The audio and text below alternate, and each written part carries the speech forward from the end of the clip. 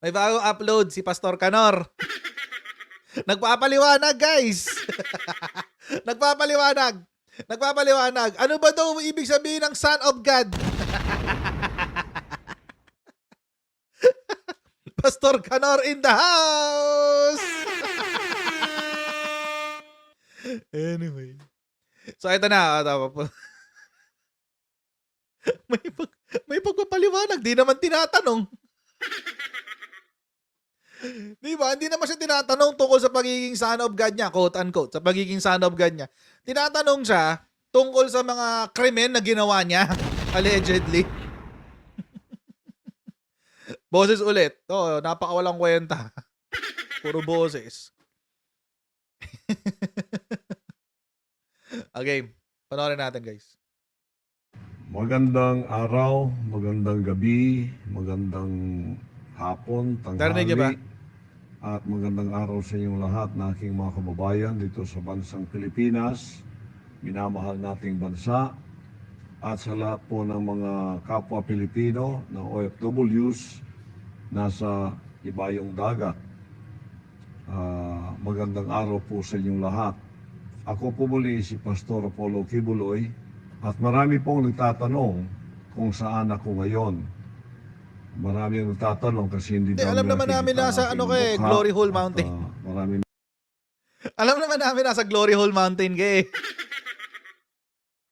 Unless lumipat na siya ng lugar, we don't know. Baka lumipat na. Di tingnan natin.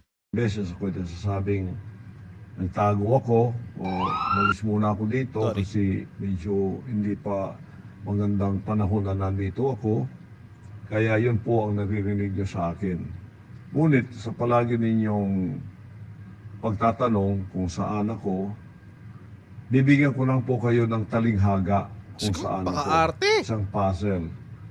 Na kung masolve po ninyo, ay bigyan ko kayo ng 1,000 pesos na reward. Ito po ang talinghaga ko, ano? Napaka-arte. Pakinggan po ninyo. Napaka-arte talaga. Ako'y nakakubli, di kalayuan dito. Kuta ko'y puro bato, laksa-laksang pula at itim na langgam, handang ipagtanggol ako sa mga manglulupig na mga tao. Pula tsaka itim na langgam. Ano yung NPA? So nakatago ka ngayon sa mga NPA? Kano man o kalahi ko. Diyos ko. Upang Pang-arte. aking maitayo ang prinsipyong diwa, karangalan, kalayaan ng isang marangal na Pilipino na naisilang sa paanan ng matayog sa lahat na bundok apo. Sulong bayan ko, ipaglaban, karapatan, sa manlulupig, di ka pasisiil ang mamatay ng dahil sa iyo. Yun po ang aking Kinakagat nyo ba to? Kinakagat nyo ba to yung kabalbala neto ni Kibbs? Anyway, bago tayo magpatuloy mga kutsara, mag-shoutout muna tayo sa mga kaibigan natin sa Sendwave. So kayo ay nasa US, UK, Canada, Italy, France, Spain, Ireland, and Belgium. May pwede na kayo magpadala na inyong mga remittance sa Pilipinas nang wala pong remittance fees gamit ang Sendwave. Ang gagawin nyo lang ay i-download ng Sendwave app, gawa kayo ng account, ilagay nyo ba ang account details nyo dyan at pwede na kayo magpadala sa Pilipinas sa GCash, sa mga bangko at iba't ibang mga pawn shop din sa bansa.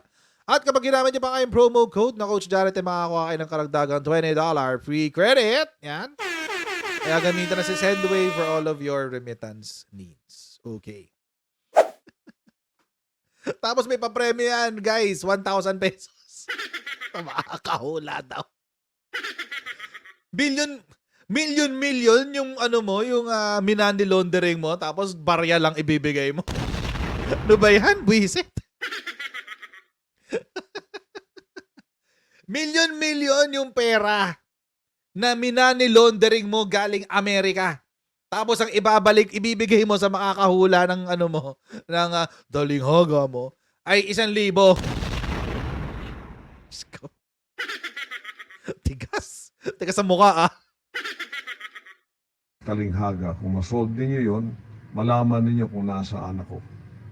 Pagka na-solve po ninyo, ipadala ninyo ang inyong mga sagot at may reward kayong 1,000 pesos. Okay? Easy talaga. Ang sunod Nakakainis. po 1,000. ay yung aking palaging tinatanong sa akin at palaging parang nabubulunan ang marami pagka nakapakinig sila na nasabi kong ako'y appointed son. Okay. Marami akong naririnig na nagsasabing sa ibang mga bagay, bilib ako kay Pastor Kibuloy. Ako wala akong bilib. Pero Kahit sa pagdating- kahit sa anong bagay. Wala akong bilib kahit sa anong bagay. Pero bilib ako sa tigas ng mukha mo. Doon ako bilib sa tigas ng mukha, promise. Sa appointed son of God, medyo taliwas ako dyan, hindi ako bilib dyan. Well, kasi hindi po ninyo masyadong napalaliman ang pag-iisip ninyo. Okay, kasalanan talaga natin to, guys. Sa ministry ko at ng aking pag-unawang ibinigay ng Ama sa akin, Alam nyo, guys, kasalanan talaga natin to. Huwag natin isisihin si Kibuloy. Hindi raw natin siya iniintindi. Kasalanan natin to, guys. Okay? Mag-sorry tayong lahat sa kanya. Sorry po, Master of the Universe. Sorry na po, Master of the Universe. Sagot ka ni Batman. sa banal na aklat. Alam po ninyo, tayong lahat mga appointed sons of God. Uy! In Biglan tayong general, lahat na. son of God po tayong lahat. Ngayon, kung ikaw mayroong isang dakilang layunin ibinigay ng Diyos sa iyo, appointed ka doon sa trabahong yon na makakatulong sa iyong kapwa-tao, maaring hindi kasing laki ng ibinigay sa akin, pero kung may nagagawa kang pagtulong sa iyong kapwa-tao, pagmamahal mo, love your neighbor as yourself, appointed son of God ka po sa field o sa paglilingkod na yon kung saan ang scope mo ay nando doon. So ngayon hindi niya sinasabi na siya na yung bagong Jesus Christ. Yun na ba yung ano dito? Parang may pagbawi na bang nagaganap? Binabawi na ba niya yon? Hindi na siya yung anak ng Diyos? Kasi lahat na raw tayo eh. Lahat na raw tayo anak ng Diyos, guys eh. Hindi, sons of God pala sa. Iba pa yung children of God. Sons of God. Sons of God sa raw tayo lahat. Appointed pala. Tulad ngayon, isa kang broadcaster na magaling at ikaw ay nakapagpapaliwanag sa mga tao at sila'y nabibiyayaan, Malamang si Jason sa yan. naliliwanagan, naging Malamang si Jason sa yan, broadcaster na yan. Ikaw nang may 1 million kada buwan. ikaw na may 1 million kada buwan. naging maganda ang kanilang pangunawa at buhay sa pamamagitan ng iyong pagbo-broadcast o pagbibigay ng mga impormasyon. Appointed son of God ka sa broadcasting. Ayon, nakakatulong ka. Wow. O, ngayon, Balentong kung din ikaw pala naman, to. Sabi ni Marie Alirap, balentong hahaha. So, balentong din pala si Gibbs. Wait lang. So paano yung mga naniwala? Paano ngayon yung mga naniwala na si Kibuloy ay anak ng Diyos? Paano ngayon yan? Paano na ngayon ang paniniwala nyo? O di basag na naman paniniwala nyo? Ay, Diyos ko, kawawa naman sila. meron kang field. Halimbawa, doktor ka at ikaw ay maunawin nga doktor, wala kang pakialam kung mabayaran ka o hindi. Pagkatapos tinutulungan mo ang mga may sakit, kung minsan walang bayad, at napakarami mo nang natulungan. Nakapagawa ka pa ng hospital, sarili mong pera. Oh, wow, Tapos naman. libre ang mga dokhang pumunta doon. Appointed son of God ka in the field of medicine. Yun. Ngayon, kung lawyer ka naman, ganun din, napakarami mong natulungan. Hindi na nakapagbayad sa iyo, pero pro bono na. O appointed son of God ka as a lawyer in the field of helping others, legal problem to be solved. Ayun. Iba-iba po yan lahat. Ganon. Balentong na si Kung ano, si ang Gibbs. field mo ngayon, nakakatulong ka sa iyong kapwa, appointed son of God ka sa field na yon. Ako po, appointed son of God ako sa field ko ngayon. Nakita ninyo, isa akong ebanghilista, isang propeta, at appointed son of God ako para ipahayag ko ang mensahe ko sa buong sanlibutan. At ako naatasang mapaitayo ang kanyang kaharian dito sa lupa na kung saan ang mga anak ay pupunta, magsisisi at magbabago ang kanilang buhay. Appointed po ako doon. Hindi lahat appointed doon eh. Ako po, appointed ako doon. Paano ibang pastor? Nabibigyan ko ng magandang pamumuhay, spiritual, physical, financial, ang mga sumasapi sa aking kongregasyon. Ayun po. Delulo ang to, pagiging delulo. appointed. Kayo lahat appointed. Si Eric, appointed Sino son si Eric? of God to spread and inform the people Sino si about Eric? the So kasama evils niya si Eric ngayon dyan? of the CPP and PNDF. Kasama na rin ang appointed daughter of God na si Lorraine Badoy. Si Pangulong Duterte, appointed son of God to become president of our country for the time na natulungan niyang mabuti ang ating Balentong bansa si na Gibbs. umahon at pagkatapos magkaroon ng build. Ayun, ganun po yun. Ganon din ang ating Pangulo ngayon. Itinalaga siya ng Sabihin mo yung pangalan. appointed Ayaw mo sabihin yung son of pangalan? Di mo God kaya. for his presidency in the time being na ngayon nandiyan siya. Ayun, para gawin mo ang tama, gawin mo ang mabuti, gawin mo ang nararapat, at nakakatulong ka sa iyong kapwa-tao. Nandun po yun sa scope ng love your neighbor as yourself. When you love your neighbor as yourself, you have obeyed the love God with all your heart. Kasi kung wala kang pagmamahal sa iyong kapwa, natulungan Dami mo mong siya, sinasabi, sumuko ka na lang. buhay niya, at siya ay naging mabuting tao, pagmamahal na po sa Diyos yun. Natupad mo na yung 2 commandments na yon. So, kung ano man ang ibinigay sa iyo na appointment dito sa lupang ito upang gawin ang kabutihan, appointed son of God ka sa field mong iyon. So wait. So ngayon, appointed son of God ako sa YouTube? Ganun pa yun? Ganun ba yun? Ganun, parang di ko gets. Sorry, baka nabobobo lang ako, pero, ha? I am the appointed son of God for YouTube. Siguro tinatry pa niya mang-uto.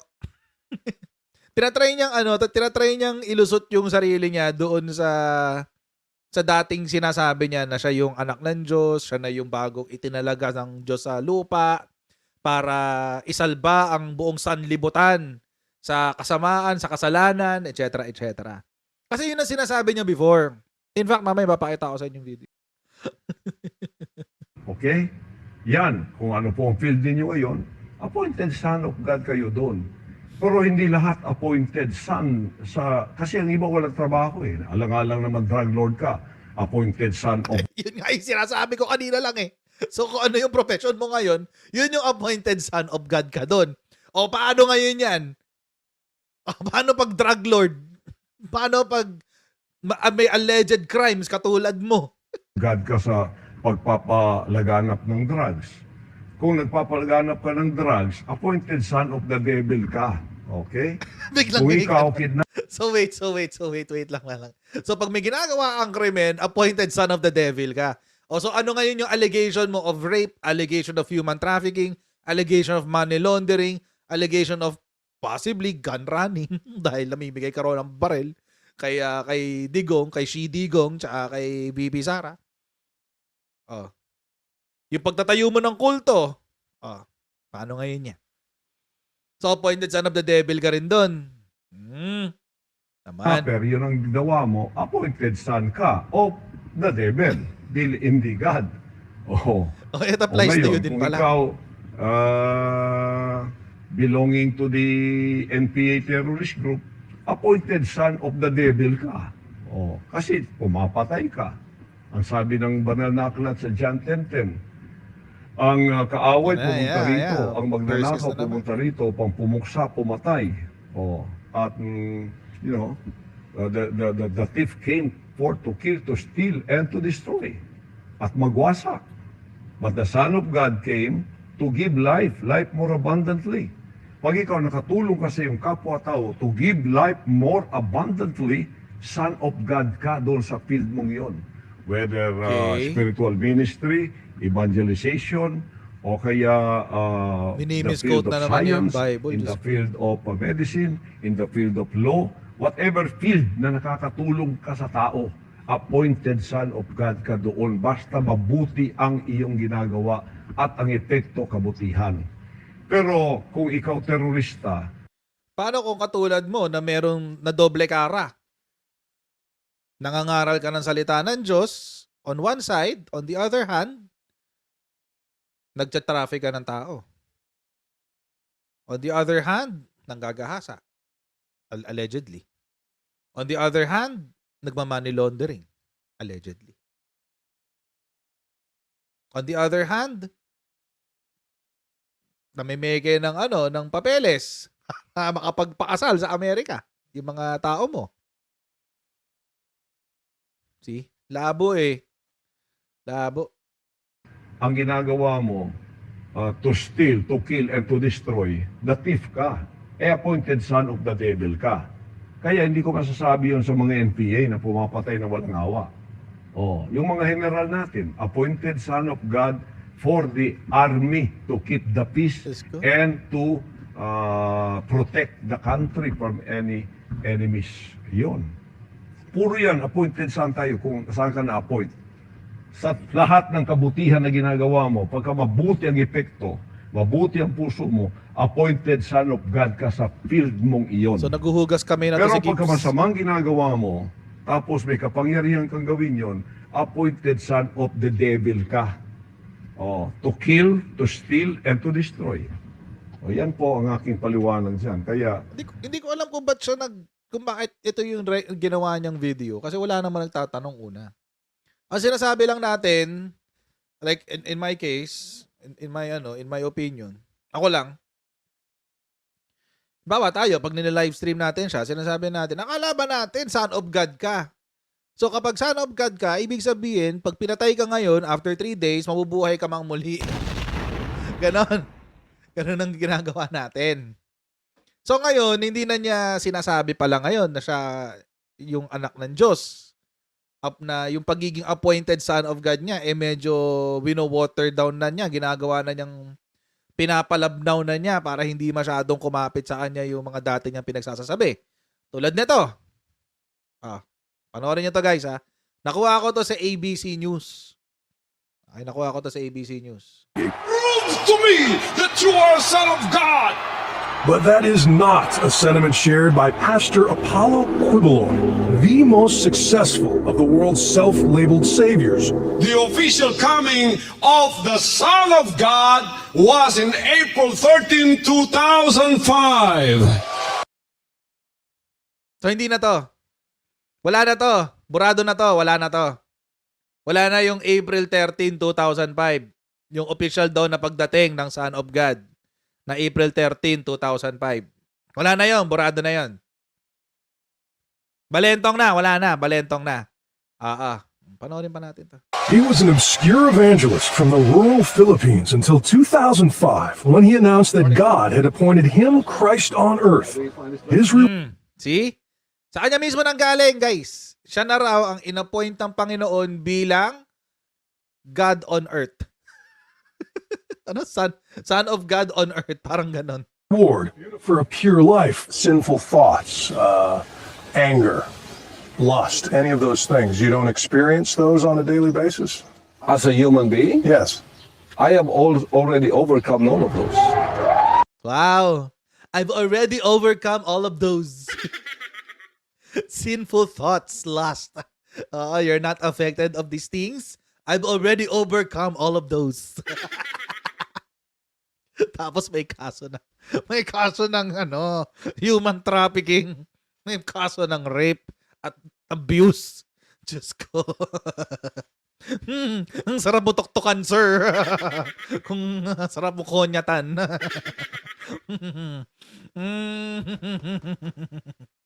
Nakakainis. Nakakainis siya.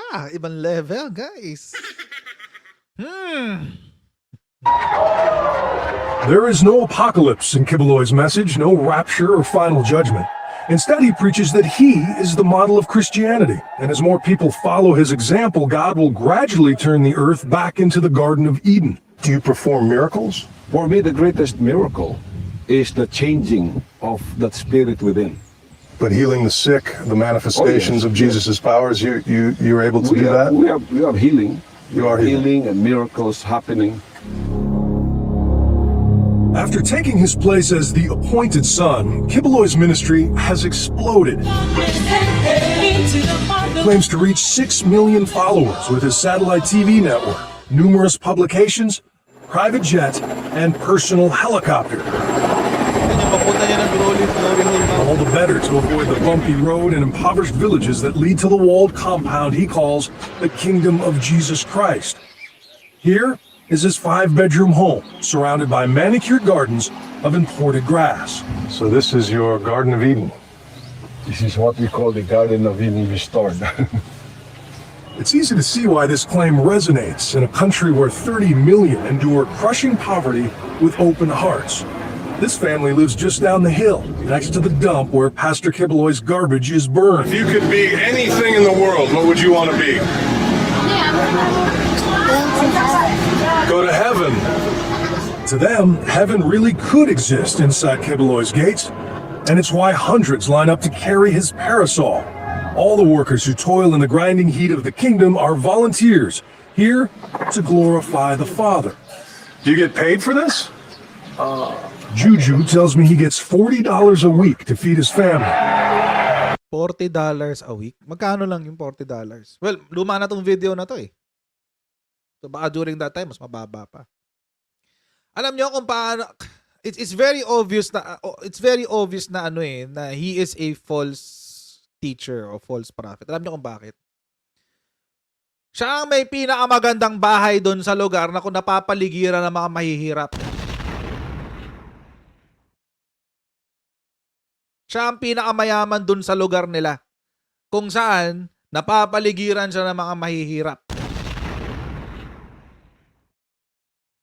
Tigas ng mukha nitong hayop na to. Sorry pardon my French. Pero nakakagalit kasi. Alam nyo, mga kodyero, kung ikaw ay tunay na sugo ng Panginoon. Kung ikaw, or let's say ganito na lang. Kung ikaw ay tunay na nagsisilbi sa Panginoon, dapat, yung nasa paligid mo, umaangat ang buhay, hindi yung ikaw. Hindi sa'yo. Hindi buhay mo ang umaangat. Buhay nila. Dahil yan ang trabaho ng simbahan eh, magsilbi sa taong bayan, magsilbi sa mga napapaligiran niya. Yan ang trabaho ng simbahan. Baka kasi may maling pagkakaintindi tayong lahat. Kasi nasanay tayo sa panahon ng Kastila eh, yung mga simbahan, malalaki, etc. Mayayaman yung mga pare, etc., etc. It's not supposed to be that. That's not how it's not supposed to be how a ministry should be run. Ang ministry po, pagsisilbi po yan sa tao. Ngayon, kung yumayaman ka, ikaw yung pinakamayaman dyan sa lugar na yan, eh malamang sa malamang, ginagamit mo yung tithes na binibigay sa simbahan para sa sarili mo.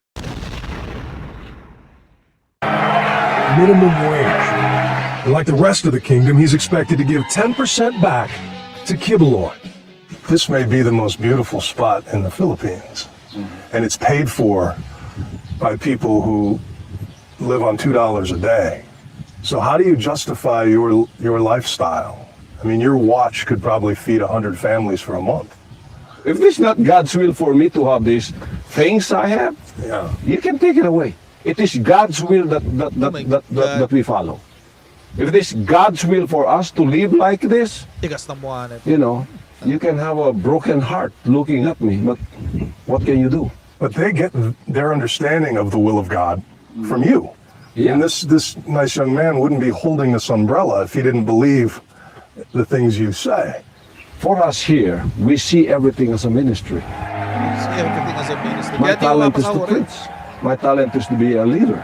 Not Oh, you see everything as a ministry, kaya hindi mo papasahurin parang yung mga claim no na doon ng mga claim ng mga empleyado na galing ng SMNI. Honorarium lang, no? Honorarium. Ganun daw ang peg. Kasi volunteer eh. everyone can become a preacher or have been given a talent like me to go and lead the 6 million people. But Jesus, when he walked the earth, according to the Bible, lived among lepers and prostitutes. I live among them. You have a private jet. I live among them. Before I had Oh, I live among lepers and, you know. Oh, kasama ko sila, pero ikaw may pinakamagandang bahay. the private You're in jet, a walled compound with mansions. before this, I lived among these people. Like, for example, that jet that you're talking about. Do you know that in 1983, I had a revelation of that jet? Oh my God. That the Lord is going to give me that. Yeah. Stop it. It is Him who gave me that. If it is not His will, how can I afford that? Well, Pwede naman pag nang sa Kibeloy has been accused of kidnapping and brainwashing by the parents of at least one of his followers, but he was never charged. He insists that anyone is free to leave his flock and seal their fate for eternity. Will they go to hell? It's up to them. They know that. So that's your will, you know. If you want to go to hell, no one will stop you. If you want to go to heaven and follow this way, no one will stop you too. Come work with you. Yeah. There are three possibilities here. You are either the son of God, or you're delusional, or you're a very successful con man. I respect your point of view. Sa pangatlo yan, conman. But I resent what you said that your followers will say, I'm a con man with a speaking ability that I've tried to con people. That is not who I am. I'm not trying to con people. O yan. Ito yung, so ngayon mga Kojero, may pagbawi na siya. So, hindi na siya yung hindi na siya yung Messiah. According to this video, lahat na raw tayo son of God. So, binabawi na niya to. Parang ganon. Di ba ibig sabihin? Hindi naman hindi naman tawag dito. Hindi naman magbabago ang pananaw ng taong bayan sa'yo eh. Kasi ang tagal mo nang sinabi. Ang tagal mong sinabi na ikaw yung bagong Diyos, ikaw na yung bagong Jesus Christ. Tapos ngayon bigla ka magbabawi. Ayun, grupo ng balentong yata itong mga to eh. Si Digong, mamaya pag-uusapan natin balentong ni Digong sa Mindanao. Di pa natin napag-uusapan yun eh. Pero ngayon pag-uusapan natin. Nagbale-balentong siya dun sa Mindanao. Ito ngayon, bale-balentong siya dun sa appointed son of God. Ngayon lang. Dapat noon pa. Kasi noon mo pag ginagawa itong panloloko na to. Matagal ka na nang i-scam ng mga tao. Ginagamit mo ang religion para makapang-scam. Harapin mo yung mga kaso mo. Diyos ko. Atapang-atao. Tago Glory Hole Mountain. Atapang-atao daw. Akaso atakbo. Tapos ito, may statement pa si Senator Amy kanina. Syempre. Usual. Ma'am, si Presidente, siya na mismo nag-advise kay Pastor Kibuloy na sana humarap na sa Senate at House hearing to give his side dun sa mga allegation laban sa kanya. Do you think dapat na sundin ni Pastor Kibuloy yung payo sa kanya ng Pangulo? Well, alam naman natin na talagang kapangyarihan ng Kongreso at ng Senado na mag-issue ng subpoena, talagang fundamental power yan. Pero alalahanin natin na kinakailangan bigyan ng substantive and procedural due process at saka yung karapatan against self-incrimination. Ang ibig ko sabihin, lungkot na lungkot ako sa mga pangyayari tungkol sa SMNI at kay Pastor Kibuloy. Mabait siya sa atin at higit sa lahat talagang tumutulong sa napakarami. Kaya't malungkot ako na nauwi sa ganito at sana na isaayos na lamang ito. ng mas mapayapa at mas tahimik na pamamaraan. So, nalungkot ka rin ba, ma'am, na meron siyang mga allegations against the President and the First Lady na parang nakikipagsabwatan ba sa Amerika? Alam niyo, yung maraming nagsasabi, yung tungkol kina Presidente Duterte, tapos yung kamag-anak nila, ganun din sa kay Pastor Kibuloy. Alam mo, kasi talaga namang tumulong sila sa lahat ng ginagawa ng administrasyon para panalo yung administrasyon. Pagkatapos may ganito. Hindi sinagot yung tanong. Well, allegedly, pang-aape. Kaya, Oh my... in a way, naintindihan ko, nalulungkot ako, pero naintindihan ko kung bakit sila nagsasalita ng ganyan. Ano sa tingin yung dapat na gawin para... Hindi sinagot yung tanong, Diyos ko. Kung nasa klase to na isang prof ko, sabihin niya, remain standing. Tayo ka lang dyan and explain to us why your answer is wrong. Kaya sabihin ng isang prof namin na judge. Sabihin niya sigurado pag ako sumagot ng ganito, yung tanong niya sa receipt, hindi ko sinagot ng maayos o hindi ko sinagot ng direkta. Sabihin niya, your answer is not responsive to the question. Move on to the next person. Tayo ka lang dyan, babalikan kita. Diyos ko! Bakit hindi mo sinagot, Sen Aimee? Pagkakataon mo na ipagtanggol kapatid mo dito. Tagalinis ka ba ng kalat ng mga taga-Balentong? Diyos ko. I was hoping I was hoping, mga kakotsero, na sabihin niya, kahit malang ganito, that's his opinion. I don't know the truth or the veracity of that statement, but that's his opinion and let's leave it at that. Pwede na yun eh. Di ba? Kung ayaw mo sagutin yung tanong, pwede na yun. Okay na yun. Yung ipagtanggol mo pa si Digong at saka si Kibuloy,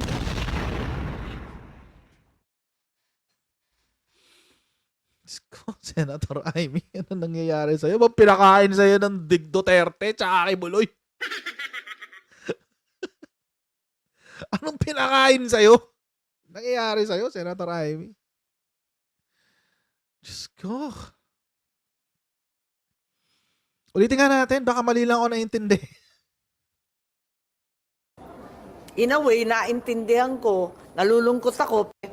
Well, para panalo yung administrasyon tumuloy tungkol kina Pagsabuatan ba sa allegations against... at Baka mas mali lang ako tahimik na intindi, guys. Baka pamamaraan. mali lang ako intindi. So, nalungkot ka rin ba, ma'am, na meron siyang mga allegations against the President and the First Lady na parang nakikipagsabwatan ba sa Amerika? Alam niyo, Ito ang tanong ha. Ito ang tanong. Ang tanong, nalungkot ka ba na meron siyang allegations laban sa Presidente at sa First Lady regarding sa pakikipagsabwatan nitong dalawa sa mga Amerikano? Yun ang tanong ha. Nalungkot ka ba? Nalungkot. Yun na yun eh. Clue na yun. Ang sagot lang naman dun, yes or no eh. Oo, nalungkot ako. Hindi ako nalungkot. Yun lang naman ang sagot dun eh. Ito yung sagot. yung maraming nagsasabi, yung tungkol kina Presidente Duterte, tapos yung kamag-anak nila, ganun din sa kay Pastor Kibuloy. Alam mo, kasi talaga namang tumulong sila sa lahat ng ginagawa ng administrasyon para panalo. Anong connect? Anong connect nung pag quote-unquote tulong? We don't know naman kung tumutulong talaga eh. But anong connect ng quote-unquote pagtulong sa administrasyon? Doon sa tanong. Ang tanong is, nalungkot ka ba? Nalungkot ka ba nung pinaratangan yung kapatid mo na nakipagsabwatan sa FBI sa Amerika para i-rendition or i-assassinate si Kibuloy? Yun ang tanong eh. Ang isasagot mo, maraming naitulong, maraming ginawa, naiintindihan ko sila. What the F? Pagkakataonan niya to eh. Para kahit papaano, i-redeem naman yung kanyang sarili. At least sa mga taong tulad ko ngayon na bumabati ko sa kanya. Dahil iniwanan niya sa ere yung pamilya niya. At masyado siyang nakapisan kay Digong. Wait lang, bago ko tuloy. Tapos may sasagot dyan. Kung alam mo namang mali ang ginagawa ng kapatid mo, kakampihan mo pa ba siya? Paano nyo nalamang mali? May napatunayan na ba kayo na may ginawang mali? Ang allegation, ang palaging allegation is nagda-drugs. Napatunayan na nyo na ba na nagda-drugs? Tinawag na merong nasa sinabi na nasa watch list ng PIDEA, si PBBM. Nagsalita ang PIDEA, sabi wala. Nagsalita ang PNP, sabi wala. Maski si Bato de la Rosa nagsabi wala. Sinabi meron daw pulburon video nagko-cocaine. Sinabi na nagpapa-orgy daw sa Malacanang. Sinabi na nagpapa-cocaine buffet daw sa Malacanang. May napatunayan ba kayong lahat? Wala. So paano nyo nasabi na may maling ginawa? So hanggang ngayon, wala pa rin sila napapatunayan. So paano nyo nasabi na may maling ginawa si Presidente? At paano nyo sinabi na kaya hindi kinakampihan ni Amy Marcos, si Senator Amy Marcos, ang Presidente ay dahil may ginawang mali ang Presidente? In short, nagko-conclude kayo na wala kayong alam. Anong tawag dun? Uto-uto.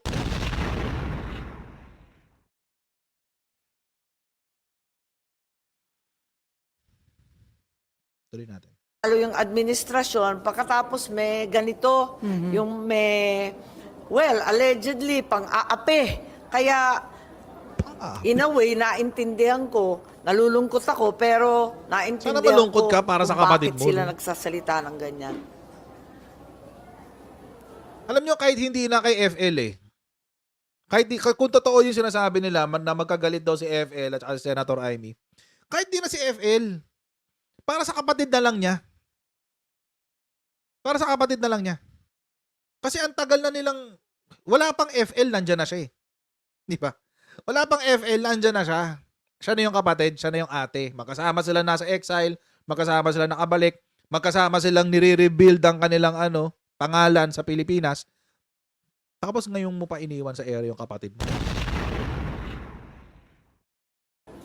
Ano sa tingin yung dapat na gawin para para matapos itong issue Well, na sa ito? ngayon, andyan na. We are in a legal situation. Susundan na lamang yan. Kasi, ariyan na. Pero, ganun pa man, naasahan ko na maisaayos yan sa lalong madaling panahon at alalahanin natin ang karapatan ng lahat, including due process and the right against self-incrimination. Tapos yung mga nagsasabi ng extradition, wala namang extradition request, ba't kayo nagmamadali? Labis naman. Wala pa nga. Ba't todo tanggol ka agad? Wala pa naman. Anyway, I'm so disappointed kay Senator Amy. So disappointed. Wala naman silang pake. So, I can say whatever I want. Wala naman silang pake. So, carry lang. So, ayun. Nakakatawa lang na all of this is happening kung kailan naging presidente si PBBM. Yun lang yung dyan eh. Yan lang yung nakakalungkot dyan eh. Kung kailan naging presidente ni PBBM, saka nagka-ganto-ganto to si Senator Amy. Sana noon pa, 'di ba? Kung may kung may issue kayo, sana noon nyo pa sinetel 'yan. Sana noon nyo pa sinetel, hindi yung ngayon kayo mag-iinarte, ngayon kayo mag-aaway, ngayon for whatever reasons there are. Ayun. Anyway, so ayan mga kotsero, hanggang dito lang po muna tayo sa ating live stream for today. Huwag niyo pong kalimutan mag-like, mag-share at mag-subscribe sa ating Coach Jared YouTube channel. And pa-follow na rin po tayo sa ating Facebook page para laging updated. And I'll see all of you in our next Coach Jared Live. God bless. See you next time. Bye.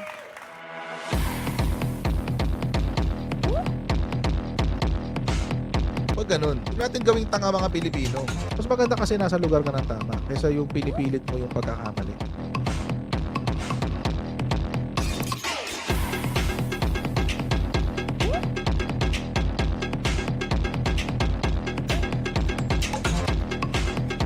Are they willing to go that far? Hindi makakalimutan ng Pilipino yan hanggat di nasasagot niya. Sino ngayon nagsasabi ng totoo?